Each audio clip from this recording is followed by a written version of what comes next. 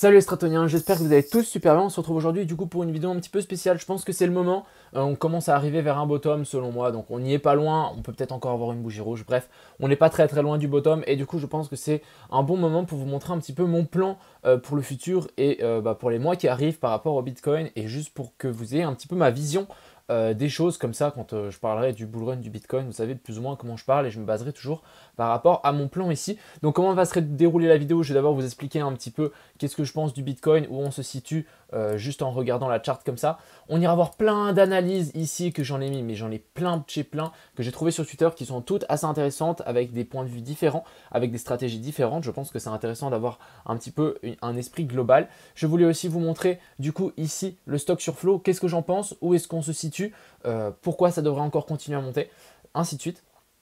Donc voilà, j'espère que cette vidéo vous plaira. N'hésitez pas à mettre votre plus gros like, ça me fait toujours super plaisir. Et puis pour les personnes qui veulent continuer à me suivre, n'hésitez pas à vous abonner. Sur ce, je vous souhaite une bonne vidéo. On est tout de suite parti. Crypto, million. Crypto, million. Crypto, million. On va direct commencer par mon point de vue par rapport à ce Bitcoin. Donc pour moi, je suis quelqu'un qui croit à fond dans les crypto-monnaies. Je pense que le Bitcoin remplacera un jour notre monnaie. En tout cas, je l'espère fortement. Donc ici, j'ai un petit classement du coup des market cap en fonction des différentes assets. Et je pense qu'un jour, bien évidemment, le Bitcoin sera côte à côte avec l'or. Donc ça voudrait dire que ici, on est à 1000 milliards. Le Bitcoin est à 11 milliards, donc vous pouvez faire le Bitcoin x 11. Techniquement, je pense qu'un jour, voilà, on sera à, je pense même plus d'1 million de dollars pour un Bitcoin.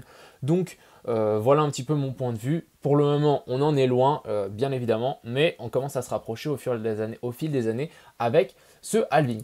On va dire commencer ici. Donc pour moi, ce Bitcoin ici, si on montre toute la charte. Pour moi ici, le bull run n'est de loin pas fini. On n'a pas eu encore cette extension verticale ici qu'on attend. Ici pour moi, il n'y a encore rien qui est vertical. Ce qui est assez intéressant ici, c'est que ça commence à ressembler en fait à ce qu'on a fait par là en bas. Donc on pourrait se dire qu'on attend quelque chose, encore un mouvement vraiment exponentiel qui devrait arriver dans les mois à venir, voire début 2022. Moi, j'ai mes targets de fin de bull run début 2022, ce qu'on ira voir tout de suite. On va mettre mes dessins. Donc ici, c'est une simple fractale que j'ai récupérée sur l'or qui correspond assez bien et je trouve que ça collait plutôt bien. Donc je l'ai collé comme ça. Ici, on voit que tac, tac, ça colle plutôt bien. Bref, ça nous amène vers la zone ici entre la zone des 330 000 et 270 000. Ce sont mes targets fin de bull run pour environ une target mi-février pour ce bull run. Donc 14 février, la Saint-Valentin. Donc pensez à moi si ça crache à partir de ce moment-là. Mais donc pour moi, on attend encore tout ce mouvement vertical et exponentiel qui devrait arriver dans pas très longtemps. Et on est en train de préparer ici le pump pour ce fameux BTC. On va juste passer aussi sur le stock sur flow qui est pour moi super intéressant. Ici, on va juste agrandir ça, comme ça je vais pouvoir dessiner dessus. Donc ici, ce stock sur flow, ce qu'il faut comprendre, c'est que c'est la quantité de Bitcoin qui a été produite pour un an par rapport au prix. Donc ce qui est assez intéressant, c'est que la ligne bleue nous nous montre en fait cet équilibre ici. Et du coup, cette ligne bleue fait que monter, étant donné que chaque 4 ans, on a le halving. Donc ici, juste avant, c'était quoi? Mi-2014. Ensuite ici, on a eu juste avant 2018. Et du coup, ici, on a eu encore un halving, donc fin 2021. Donc ici, ah non, c'était ici, excusez-moi. Donc ici, on avait un halving, donc c'était début 2020, ici aussi. Donc après chaque halving, on a le prix qui grimpe en flèche. Qu'est-ce que ça voudrait dire? Ça veut dire que en fait, le prix du Bitcoin doit suivre cette courbe et au final, elle monte à 1 million d'ici 2026. Donc ça ne m'étonnerait pas que d'ici 2028, quelque chose comme ça, parce qu'il faut un peu prolonger quand même, ça prend un peu plus de temps, on serait à 1 million. Mais maintenant, ce que je veux vous montrer par rapport à ce bull run-ci, c'est que regardez, à chaque fois qu'on est passé au-dessus de la ligne bleue, il y a eu une énorme marge. Ici aussi, bon, elle s'est réduite, on est d'accord, mais on est quand même passé donc environ de 8000 pour monter à 20 000. Et du coup, pourquoi ça ne serait pas la même chose cette fois? Est-ce qu'on ne passerait pas au-dessus de cette ligne bleue? Donc pour moi, la zone des 100 000 vont être éclatées et je pense qu'on montera un petit peu plus haut. Mais si on monte un petit peu plus haut au-dessus de ce carré, qu'est-ce que ça veut dire? Ça veut dire qu'on se retrouve direct à 200 000, 300 000 ou 400 000 ici, vu que c'est une échelle en logarithmique. Donc c'est ça qu'il faut comprendre. Mais pour moi ici, le truc, le Bitcoin devrait continuer à grimper juste au-dessus. Donc si vraiment on tire une ligne comme ça et qu'on reporte, bien évidemment, ça c'est le genre de choses qu'on ne peut pas forcément faire. Mais je le fais quand même. Voilà, ça nous amène vers la zone ici des 800 000. Je pense que c'est pas quelque chose qu'on peut faire comme ça. Mais si on prend la moitié par exemple, hop, on coupe en deux, on se retrouve directement vers la zone des 350 000, 400 000 dollars sans trop de problèmes. Donc c'est vraiment quelque chose aussi sur lequel je me base. Il ne faut pas comprendre que le Bitcoin monte juste parce que c'est une bulle. Oui, c'est une bulle, il y a une bulle chaque 4 ans, mais il y a bien des maths derrière ce bull run et ce Bitcoin ici, donc qui est la récompense à chaque fois qui est divisée par deux. C'est comme chaque année, si les mines minières, les mines pour l'or, miner 2 fois moins d'or, bien évidemment le prix augmenterait. Donc assez logique à comprendre. Donc pour le moment on est sur un petit dip, je pense que ça va se reprendre d'ici mi-décembre, quelque chose comme ça, et on sera ensuite reparti pour ce fameux bull run. Sachez que ce qui nous arrive dessus c'est vraiment quelque chose de très très puissant, ce qu'on va aller voir dans les petites analyses maintenant. Donc on va direct commencer ici par cette analyse ici, il a collé l'or, donc c'est exactement ce que j'ai fait, il a collé l'or sur la charte du Bitcoin, donc c'est l'or en 1970-1979, et ici on voit qu'on arrive dans la phase verticale. Je rappelle que on est dans une bulle spéculative. Une bulle spéculative ne finit jamais avec des aplats ou des gros M-top, ce qu'on est en train de faire. Une bulle spéculative arrive avec un éclatement de bulle et avec une verticalité du cours. Donc voilà, lui il a une target vers la zone des 280 000 que je suis complètement d'accord. Passons sur une autre charte. Donc ici il a tiré un petit Fibo donc par rapport aux allers-retours qu'on a fait. Donc ici aussi on a fait je vais appeler ça un aller-retour mais une petite correction. Il a tiré la zone des 561,8 à chaque fois et du coup on y est arrivé à chaque fois pile poil et du coup ici ça nous amènerait vers une target ici des 231 000. Donc sachez que je pense que la zone des 100 000, c'est les gens qui vont vendre à 100 000 vont se manger les doigts pour racheter plus tard et rachèteront le top. C'est vraiment une de mes visions que j'ai. Ensuite ici on a une autre charte toujours en logarithmique. Du coup ici il a mis logarithmique tout là-haut, donc voilà, même chose pour le RSI, on pourrait encore une fois largement venir taper la zone haute ici du RSI, donc pour moi le bull run encore une fois n'est de loin pas fini, on galère sur la zone logarithmique des 161,8, même chose qu'on est en train de faire actuellement, c'est assez marrant parce qu'on a aussi galéré sur ces zones là, donc je pense qu'au moment où on va passer ça, ça sera directement la zone des 250 000 voire 300 000. Ensuite une autre petite charte assez intéressante, donc depuis le début, ah non ça c'est ouais. Du coup, depuis le début, ici, on voit qu'on a fait à chaque fois un triangle rectangle juste avant l'explosion et avant la phase verticale dont je vous parle. Donc, grosse phase verticale. Et du coup, voilà, ici, il nous manque la phase verticale qui devrait nous arriver vers la zone des 300 000, encore une fois, qui correspond à ma target. Donc, ça, c'est aussi une charte valable selon moi. Et en plus, après, il ne faudra pas oublier, mais ce bear market, on parlera un petit mot à la fin de cette vidéo. Ensuite, ici, même chose, encore une fois, les logarithmiques qui bloquent sur la zone des 161,8, assez marrant. Et on fait support sur la zone des 127,2. Et je trouve ça assez marrant parce qu'on l'a fait sur tous les bull runs. Et du coup, ici, ça ne le rate pas. Et ici aussi, on galère un petit peu à passer cette zone des 70 000. Pour ensuite, on ira une explosion vers le nord. Ensuite, ici, cette charte, même chose, donc elle est un petit peu plus propre, mais même chose, on devrait avoir une touchette du RSI, donc ici, deux touchettes. Pourquoi ici, on n'a pas deux touchettes? Donc voilà, on devrait encore avoir une jambe haussière.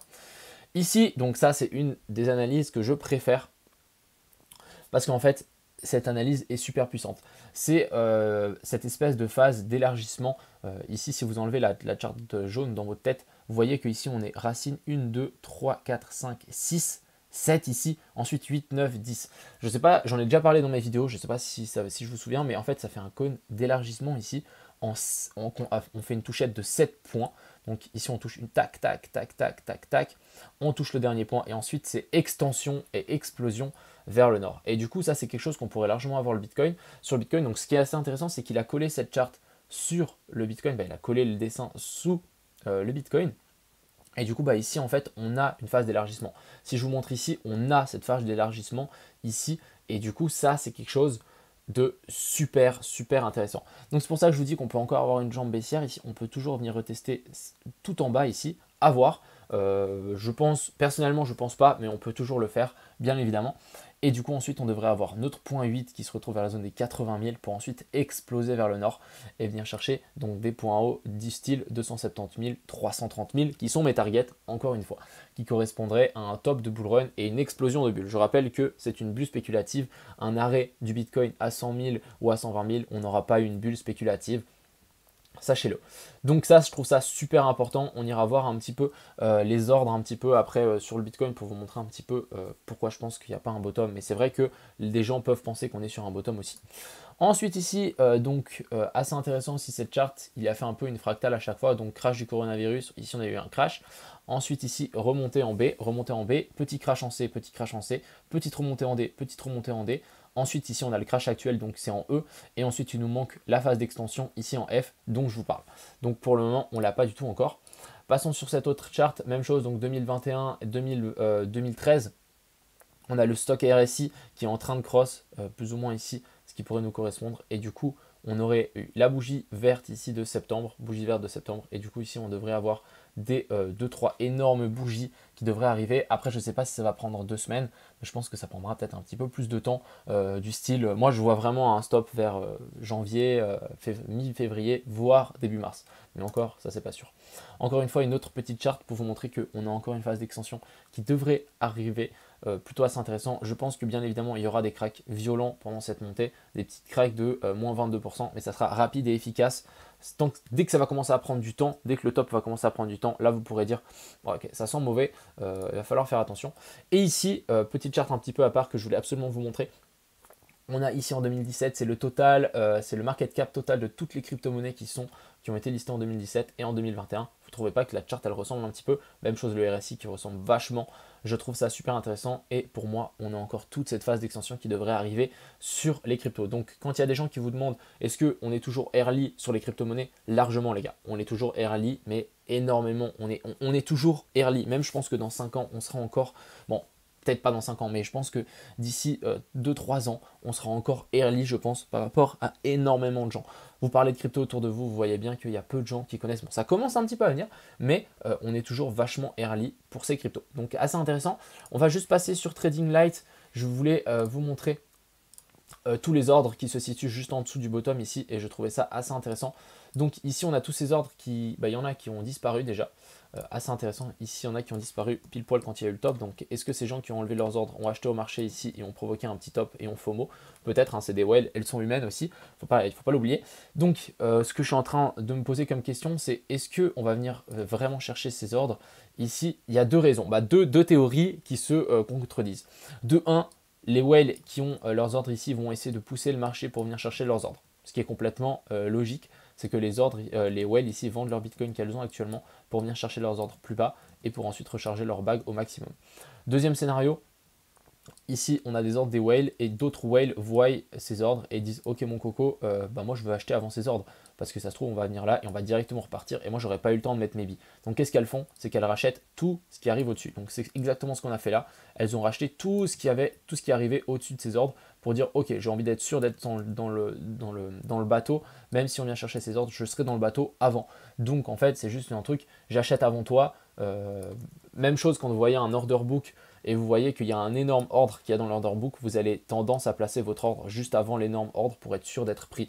Même chose ici, même psychologie ici, donc quelque chose qui me dit que potentiellement on n'est pas obligé de venir chercher ces ordres ici. Sachez qu'en plus ces ordres commencent à se diminuer ici, donc si les whales commencent à acheter ici au marché, ça voudrait dire quoi? Ça veut dire que si ça commence à descendre vraiment, ils protégeront leurs achats ici pour essayer de faire repousser le cours vers le nord. Donc voilà un petit peu ma pensée par rapport à ce Bitcoin. Je pense qu'on en est très très loin encore de cette phase exponentielle qui devrait nous arriver dessus. Sachez que dans ce bear market, on va juste repasser sur ma charte sur TradingView.